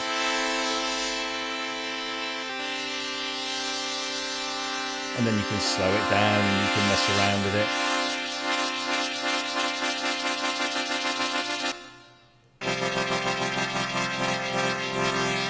Which I thought was, it's cute. And you can do other things. You can drag and drop existing audio on there as well. And just put that in there. You can draw harmonics and noise. It's a good reason to go to mills.com, isn't it?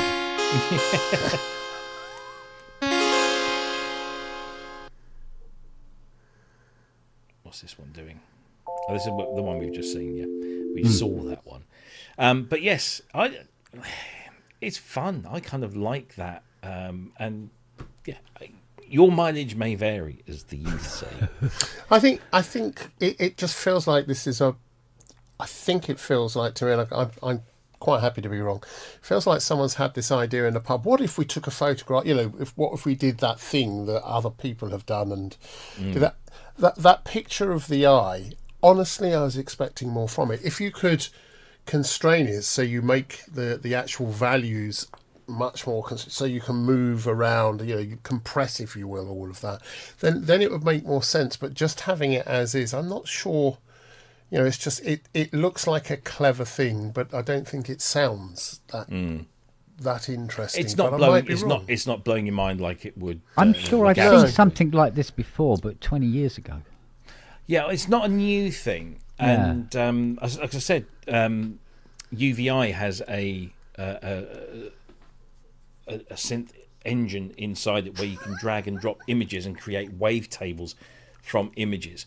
So it's not a completely new thing. Yeah. But it's interesting. I think maybe $69. I know that's not a huge amount of money for a lot of people, but it could maybe if this was maybe 20, 30. Yeah. If this was 20 or 30, it might actually stand a better chance of doing stuff.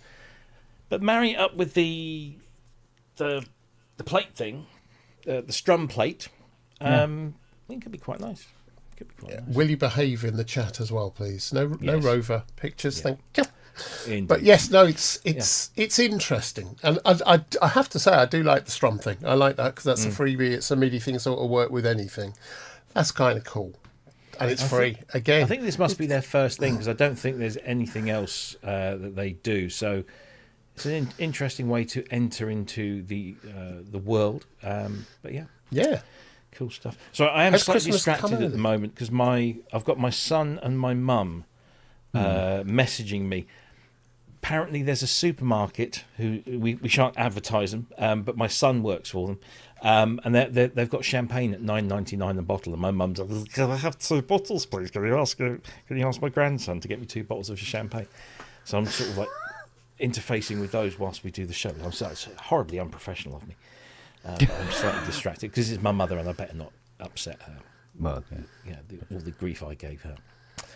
Anyway, it's cool. We've got half an hour left. What have we got? Have we got anything to fill? We have. Oh, hello. Ladies and germs, we actually have some hardware news. I'm pretty sure we didn't talk about this last week or the week before. I'm pretty sure. So if we did, tell me. It's going to be a short conversation then. It could be a very short conversation or we could really get into it. Okay. Let's make an announcement. I don't think there was a video for this either because wasn't. So this company they're called Oddment Audio. They came to Superbooth last year, so 24, with their Grok synthesizer.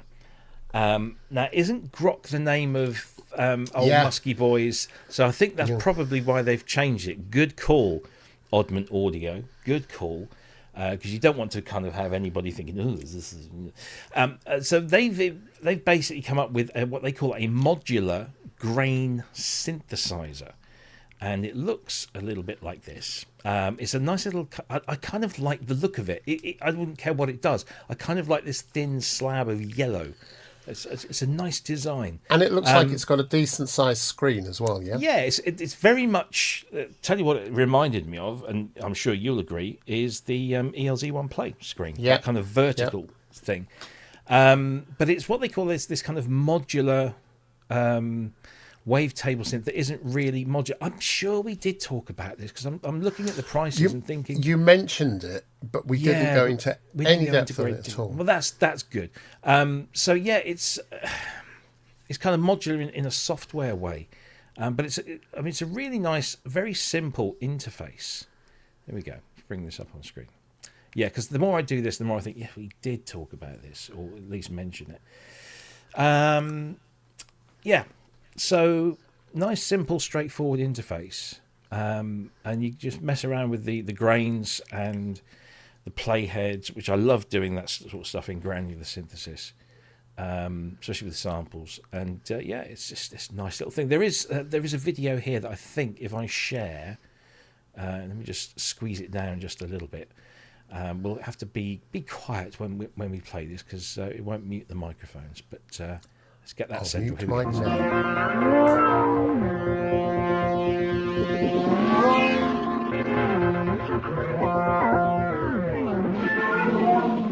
We like to think of it like a rack of modules based around a unique granular synthesis engine.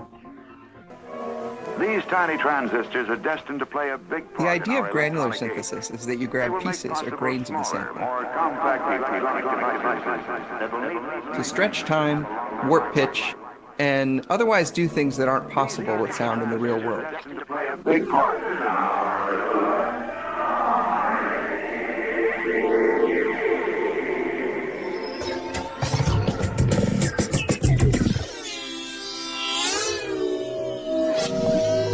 On the screen we can see a time frequency plot of the sound called a spectrogram. As I play a note, we see blue rectangles indicating a piece of the sample being played back. We have controls for grain size,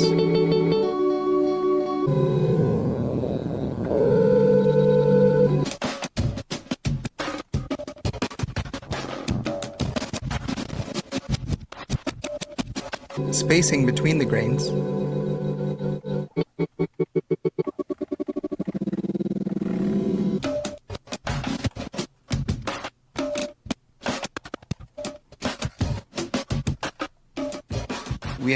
You get the idea. It's it's grains, and I love grains, and I love getting new sounds from a tiny sliver of an existing sound, which I think is just dead cool. And I think I always refer to this when we talk about anything that's doing grain or granular synthesis. I remember seeing many years ago when Motu were selling Mac 5, the Mac 5 III, which died and became UVI Falcon. But it just introduced the Urcam granular synthesizer or granular sampler, and they demonstrated it by loading up the opening to Star Wars. You know, they loaded this up and they played it through, and you said, well, yeah, this is Star Wars. And then they slowed it down, and they slowed it down, and they slowed. Well, so they didn't slow it down. They slowed the playhead going through the sample until it just picked out one particular point, and that particular point just generated the most gorgeous pad sound that you could then just play as a pad sound, and then you could save it and do all sorts of wonderful things with it. And I was just fascinated by this way of just digging into an existing sound and just picking this tiny sliver and then just broadening it out into a completely new instrument. I thought it was incredible. Do you remember there was this thing that was like a football table thing, like with a big screen on it? You're muted, Andrew, by the way. You're waving your hands. We can't hear you. Take the mickey out of him now, Ken. Take the mickey out of him. All right. Mr. Mute 2. There you go. The return. The return of the mute. Return of the mute. Return of the mute. There was that video you mentioned. There were two of them opposite each other, That's each it. with a system which looks like a glass tabletop thing, Like a foosball and they were thing, yeah. manipulating the grain and the sample size, and then playing chords and things. And I loved that, and I really wanted it, but it looked like it was going to be stupidly expensive. I don't think it ever reached production. This is that. Yeah. This is that. And it's in a tiny little form factor, but you have direct control. For everything I'm hearing on this makes me lust after it. And granular synthesis generally is kind of hard and a pain in the ass. Certainly in software. I know other people will disagree, but it's a pain. This is really, really cool. And I love the sound of this. I love what it's doing. It's not It's a a bad good price, thing. actually, either, because they're doing this kind of beta thing that they're expecting to ship in May of this year. Of next year. If you order now, there's 100 units, $795 for that, and you'll get it around May next year. After that, it goes up to $995, and then they're shipping around September, so you have to wait a little while. But it's not a bad price for something that's doing some really, really cool stuff with sound. I kind of like this. Do we know what polyphony it's going to have? Was there some spec? Here we go. Product specs. So, connectivity. No, I don't want that. I don't want MIDI or anything. No. So, computer storage. Sound. Here we go. Sound synthesis. 4 independent playheads for harmonies. Binaural spatialization. 3 envelopes, 4 LFOs, 4 macros for control inputs. Layers, voices, and effects. 2 polyphonic layers, each with a 60-second stereo sample buffer. Polyphonic layers. You see, that makes it. That's good. That's good. Pads and then all sorts of weirdness. And there's some. It's a very wordy thing. But no, it's I kind of like this. I know, Kent, you're not a box guy. I'm not a But boxer. I might have been interested in this if the screen was touch. It's quite small though. It would have been a bit fiddly. Well, if it had a small whatnot out. What? Small whatnot out. Yeah, you know the whatnot outs. You know those whatnot outs. Who makes those? They go in the thingy. What, the whatnot 2 or whatnot 3? I think it's whatnot 9 now. Ah, Moved right. on. No, basically what. Because it's all like, and kind of. I think I don't think it sits in what I do. Put it that way. As the man that was vandalising your CS80 last Saturday says, at that price point, I'd rather go for a Tasty Chips GR1 Omega, and that's not a bad point actually, because that's a bigger machine with a big slider on it. It's kind of, it's a nice thing. Yeah, it's true. Yeah. But still, I mean, this is nice. We do and whatnot. I'm hoping. I mean, this is one of those instruments when you get a press release come through, and in the press release it says, as seen at Super Booth 25. I'm going, I didn't see this at Super Booth. Where the flipping heck were these people? And I must have In the just breezed toilets. right by them. Yeah. I bet you they were in the sports hall place, and it's when you go in there, it's so noisy that your brain, if you get certain frequencies, your brain just and you got to get out. And so I maybe just breezed past them, or they were hidden behind a bunch of modular cables, because that's where most of them reside. It sounds like the problem was you were taking a wide view of the whole hall rather than getting really granular.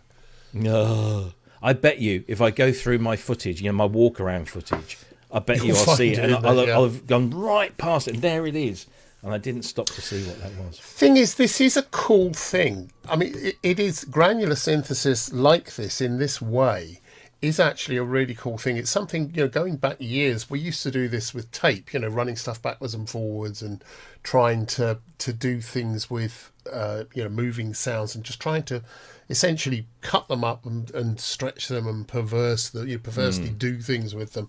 This is kind of that, but now, and putting samples into this, whether it's spoken word or whatever, I can see this being a really useful thing for something like docus or whatever. I'm gonna, this has given me a whole bunch of ideas. Although the GR1, as Matey Boy says, is I would end up calling this a cacao, because that stylish way of doing D is doing my bloody head in. Well, that's the worst thing you can say about it, I think. Yeah, that's the worst thing I can say about it. It looks Scottish. Oh, Everything else is great. Yeah. It's just that odd, the way it's done. It's cacao, and it's printed upside down. What the hell? get your permanent marker and just draw the straight lines down. Oh, then it'll look worse. No, it'll look worse. But I like this. I do like this. Yeah. I do like this. Hopefully they'll be at Super Booth next year, and I'll get to actually play with one. Yeah. Yeah. That's what it's like. Yeah, be nice. Because it really looks like you just don't know what you're going to get. Yeah, and that's the beauty of it with It's just lots of granular. surprises. Yeah. You can go through a piece and just find anything. Really, I suppose it's very nice. Looking forward to seeing what that one does. I don't think there's. I think that's pretty much it for the news. I'm just going to go and check to see if anything has. What happened in the last 40 minutes? Yeah, in the last couple of hours. Yeah. There's some great articles on Gear News this week, I have to say. Not that any ones that I've wrote, but some of my colleagues. There's one for you, Steve Elbows. There's a brand new article on Gear News called 5 of the Best Hardware Synths with MPE. I'd like to get your opinion on that. I didn't write this. This was my colleague Adam who wrote this. Looking at the Osmos, the Hydrasynth, the Protein, the Behringer UBXA. The Polybrute 12, so some interesting things there. What, no Rolly? No, apparently Have not. words. Also, I did write this, and this is Was that gift ideas? Well, no, this is my weekly sounds and No, that's coming. Right. Weekly sounds and presets. If you've just bought Absinthe 6 and you maybe haven't got a whole bunch of presets.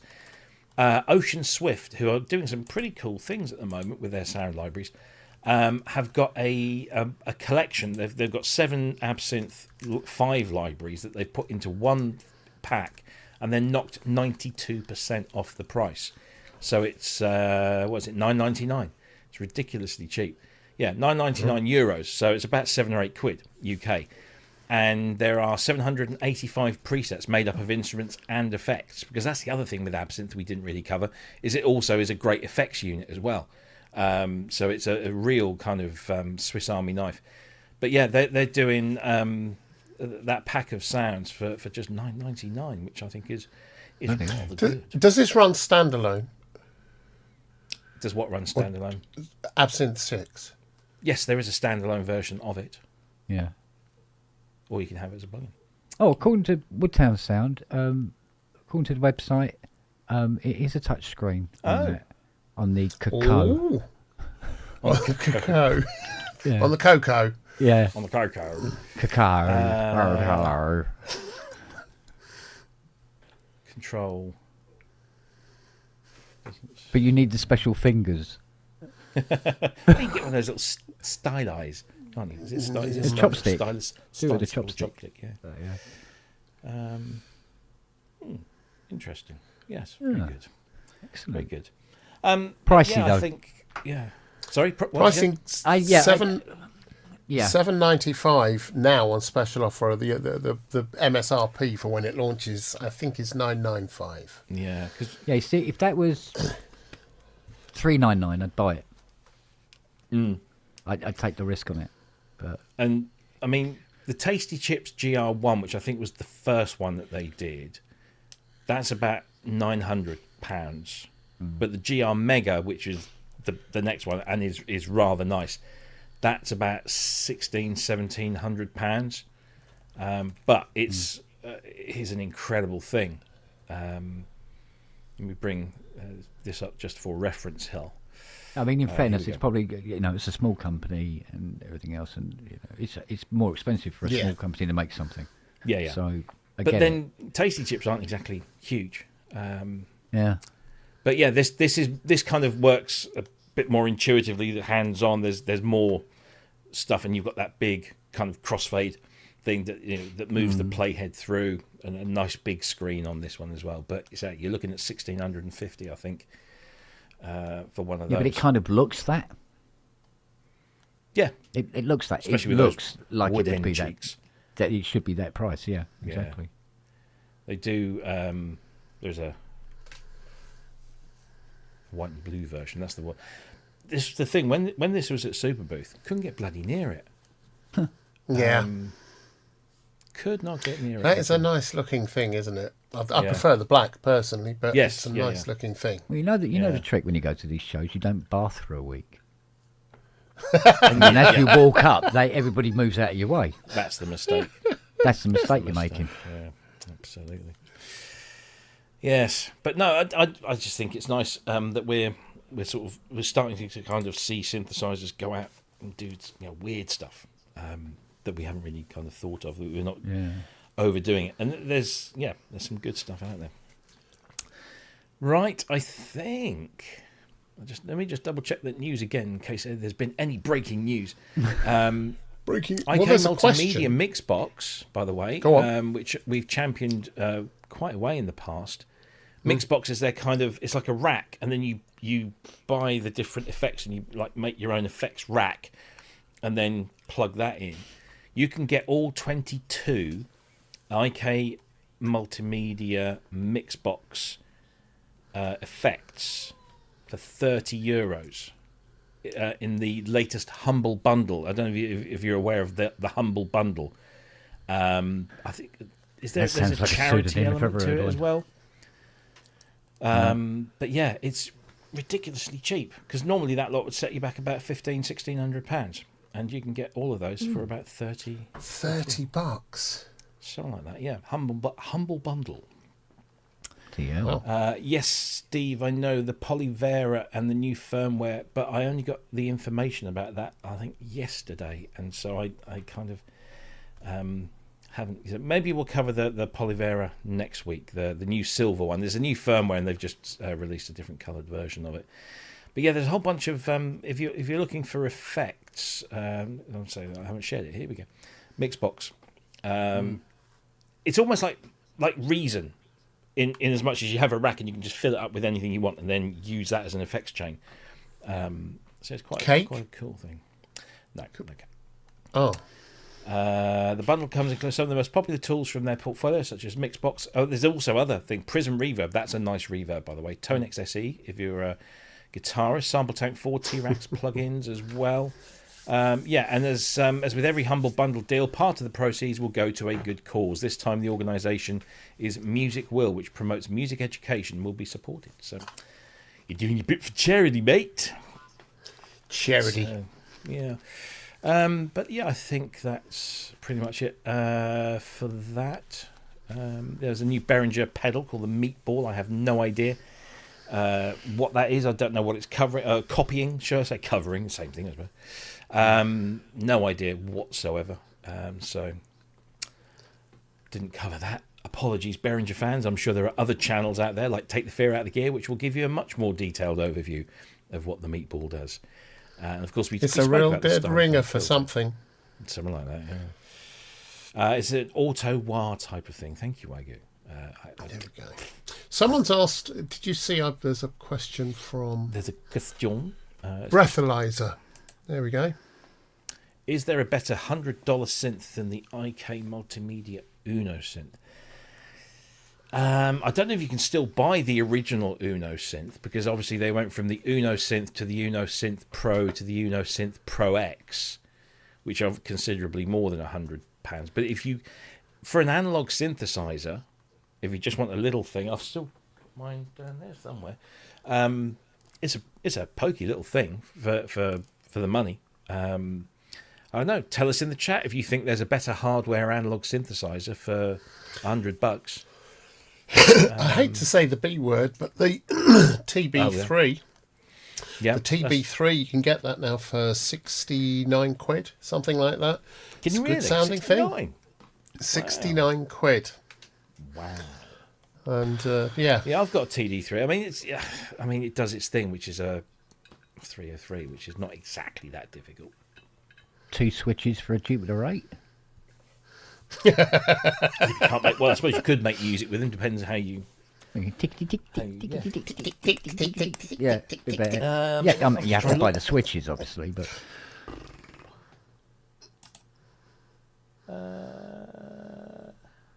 I tell you what. We mentioned Behringer, but the Behringer MS1, yeah, yeah. yeah. and that has a self-oscillating filter on it as well, which is a bit gnarly. And that's now down to like 100 and... Was it 149? It might be even less than that. Let's have a look. Behringer MS1. The Mark 1, sorry. No, the Mark 2's are 249. But I'm sure I've seen Mark 1s for less than that. And it's got keyboard on it as well. Proper keyboard, unlike the touch-sensitive thing on the Uno. I don't know. Yeah, I mean, your mileage may vary, as they say. But there's... Yeah, some of those... Doobs has a question for you, Kent. What's that there? What's a bath? Yeah, no, he was right. Yeah, I saw that earlier. Yeah. Thank you for your donation. Yeah, there is that. Kissing the Machine. Festive greetings all. Cheers, PSN. Me. And of course, Yeah. we mustn't forget that Icing the Body Electric. Best wishes of the festering season to you all, and to my favourite trio of Christmas puddings. Oi, you corner Christmas pudding. Keep up the good work and sing this. God rest you, merry Clearly gentlemen, not and me. Ebenezer You want to Spong. see where I keep my sixpence? Indeed. we don't. Yeah. Thank you very much indeed for those donations to Sean and to Icing the Body Electric. What's this here? From Tanith. I need a new laptop with Windows, i7 or Snapdragon, bearing in mind cost. Well, I've just taken delivery of not an i7, but the new, is it Core Ultra 7 laptop. It's not all that in a side of fries, I have to say. But then I'm not using it for audio work. But it's not horribly expensive. But I would say, you know what I'm going to say. Go for a Mac. But I haven't But it tried any of says these Windows. Snapdragons. I haven't tried a Snapdragon processor, but I'm hearing reasonably good things. Stay away You from the can- one that Fiona bought. Oh, that sounds awful. You can, however, get some really good deals on reconditioned, fully serviced and guaranteed Windows laptops. There's like a few places in the UK, in the US and Germany that do them. That will get you really close to that kind of figure. People just don't like using older Windows systems, but if they're reconditioned, they're absolutely brilliant. Yeah. They are Basically, good. anything that's got Toshiba written on it. And to balance that, you Seriously, can no, also get seriously. some really amazing deals on refurbed Macs as well. Hotspot Yes, Macs yeah. is one good place. That's where I got my Mac Studio from. I got that like literally half the price of what it was retail, and it was only about a year old, refurbed. So yeah, really you can get push some the, really good you know, tips. push the boat out a little and get this new Mac Mini. They Well, are is it the M5 chips are supposed to be dropping very, very soon? Yeah, very soon in the new But year. they I think. are quite the dog's doodahs. Yes. Mm. Yeah. You get a lot of bang for the the Mac buck. Minis are incredible for the price. Was it Yeah. $599 for the entry level one? And I mean, I know Nick Howes, who often watches. Surprised I haven't seen him in the chat tonight. Nick swears by his. It's just exceptionally Whereas good. Kent apparently swears at his, doesn't No, he? but the thing is that the performance figures, apparently it's slapping my Mac Studio about Yeah. like Yeah. a little bitch. And it's an eighth of the price. Thing is, for audio, the Macs just, you're not going to run out of horsepower. They're ridiculously good. Ridiculously good. M4 is great. Yeah, they're all good. M3 is great. You can probably run as much as you need even on an M2. Honestly. They're really good. Good question here from Aquatic Novation. Borealis. Do you think the Innovation will release a new flagship in the new year now that Summit is getting on a bit and Chris Huggett is no longer with us? Good question. How do you follow somebody like Chris Huggett? Yeah. That's true enough. Yeah, but I hope they do. I'll tell you what I did see the other day that I wasn't aware of. It's either new and I haven't seen it, or it just completely passed me by. Was the Novation Launchpad Pro, which has a built-in sequencer and everything. And because the only reason I found out about it was Starsky Carr put a video up the other day, and I thought, it's because I've got the Launchpad X, which is the 64 button thing. But this has got the sequencer and everything built into it. And I thought, that's not bad. It's a little bit. It's kind of like a budget push. Yeah. But I'm still very tempted by Push 3 standalone. Sounds like a cheap shit. Wagyu says, "Oh no, click the wrong one." There we go. Uno Synth Pro and Pro X are fun. The Yeah, Pro they X is a lot of fun. Yeah, very good. And they finally took on board some of the suggestions about how they power them. The Uno Synth is decent sound, but it's nice and simple. But the What Pro about X the is brilliant. Is there the Roland S1? Someone I think was posting. Oh yeah, those about little that. rolling That's a boxes. good little, the little rolling boxes are there's pretty a good. P1 or P6 or something. Yeah. So there's a lot out there.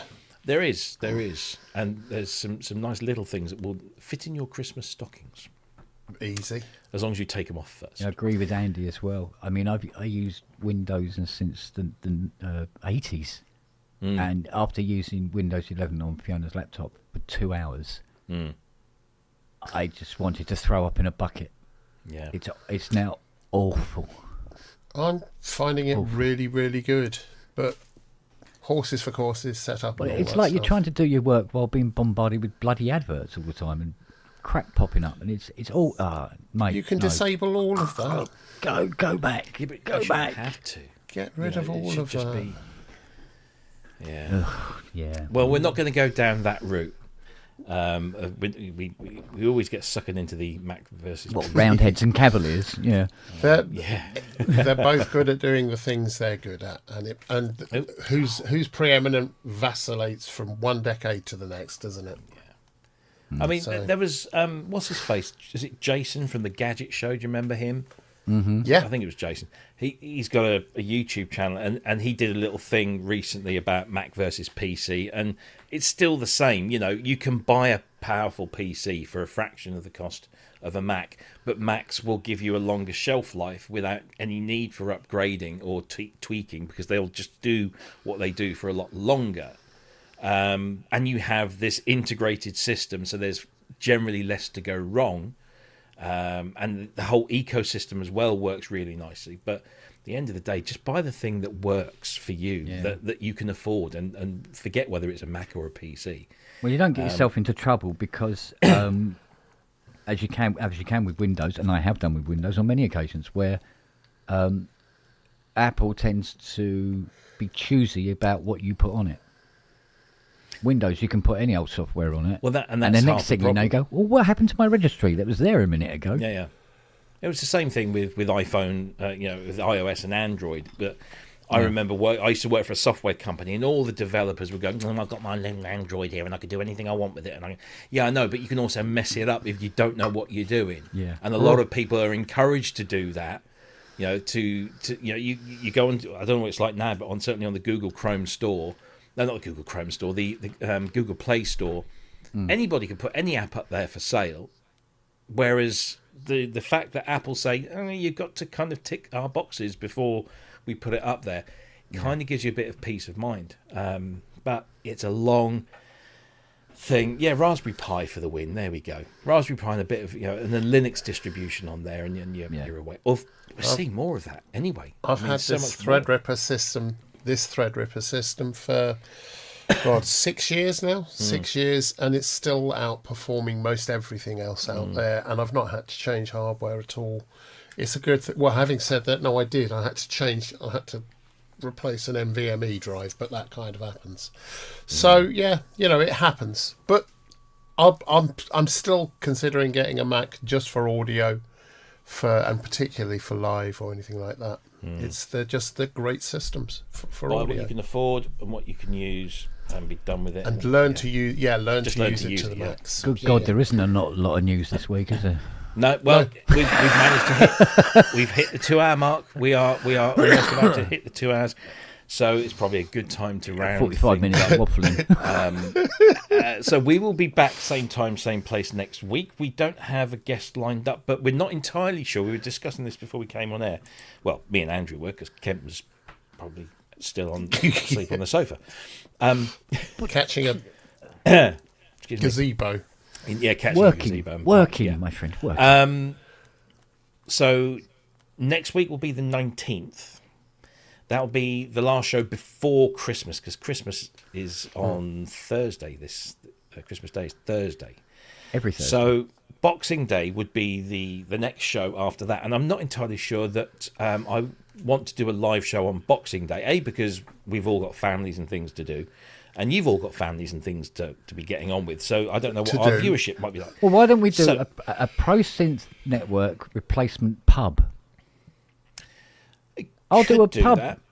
instead. Could do that. Or it's sort of like PSN maybe on acid. Yeah, maybe. I was thinking just doing a pre-record of something. It didn't have to be a show. We could just do something. But I'm going to have to think about it over the weekend. Yeah.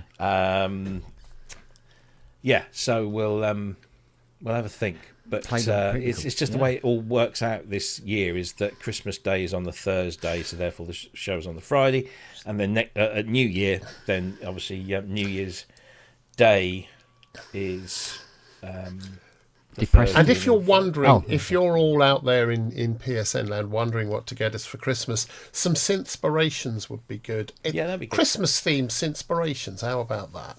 Somebody Send with them a for paint next shop. week. Oh, maybe that's a good idea. Maybe we could do. Well, the thing is, the other thing we've got to think about is the awards. We've got the awards to do. We always do the awards, so maybe we'll do that on the one after New Year. I don't know. It doesn't have to. We could just review. We could just play back a lot of the Synthspirations, our favourite Synthspirations. We could do a Synthspirations. That's pretty much all of them. Yeah, we could probably fill a couple of hours. Play all of them. Says, still no word on the amazing update for the Redshift 6. No, we spoke about it when it came out. It was. We've had the guys on the show, but we spoke about it a few weeks ago when that update came out. So go and watch the show. It's there somewhere. I can't remember which one, but we definitely did talk about it because it is an incredible synth, and it's a great update because they finally put the effects in that they've been talking about. It's cool. Definitely there somewhere. Yeah. Anyway, we'll think of something, but we will be back next week for sure. That will be a live show. I'm going to see if I can try and do that thing where we invite our guests from the year and talk about. Just get them to come and say wish everybody a happy Christmas and talk about what their favourite parts of the year were and so on and so forth. But we'll do something. Anyway, gentlemen, thank you very much indeed for joining. Hope you have a great weekend. Kent, you're going to be up to your leathery I'm going to be bits up in the to my Moog 3C. proverbials because Matt's suggesting that I do a Moog pub. Okay, tomorrow A Moog. We will be doing a Moog. I'm sorry, a Moog. Michelle pronounces her name wrong.